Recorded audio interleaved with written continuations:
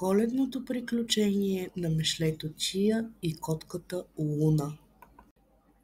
Това беше една тиха коледна нощ. Малкото Мишле Чия живееше със своите възрастни родители в малка дупка в стената.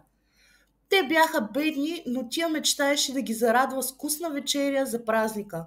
В кухнята блестеше голяма елха с лампички, а до нея хладилникът пазеше мечтаното сирене. До хладилника дремеше котката Луна, красива и горда. Тя пазеше кухнята като истински страж. Тя знаеше, че задачата ще бъде трудна, но не се отказваше. Само едно малко парче сирене, помисли си тя.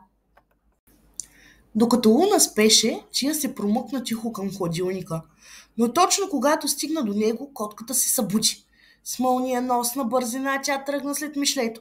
Чия едва успя да избяга обратно в дупката си. «Ще чакам тук, докато излезеш», каза Луна и се сви пред дупката.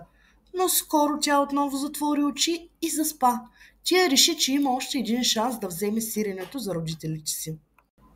Когато Чия отново се промъкна до елхата, забеляза нещо изумително. Дядо Коледа беше там. Той тъкмо оставяше подаръци под елхата. Чия спря, обзета от вълнение. «Какво правиш тук, малко Мишле?» попита дядо Коледа с топъл глас.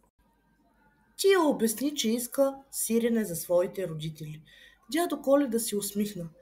«Коледа е за всички, не е само за хората. Вземи този подарък и го подари на котката. Ще видиш как ще се промени всичко». Тия подаде на Луна малка красива кутия. Когато котката я отвори, вътре имаше топка с блестяща панделка. Идеалната играчка. Луна трепна от радост. «Благодаря ти, никой не ми е подарявал нещо толкова прекрасно». Трогната от жеста, Луна взе голямо парче сирене от хладилника и го подаде на Чия. «Коледа е време за доброта. Благодаря ти за подаръка». Чия се прибра щастлива при своето семейство, а Луна се върна на топлото си място до хладилника.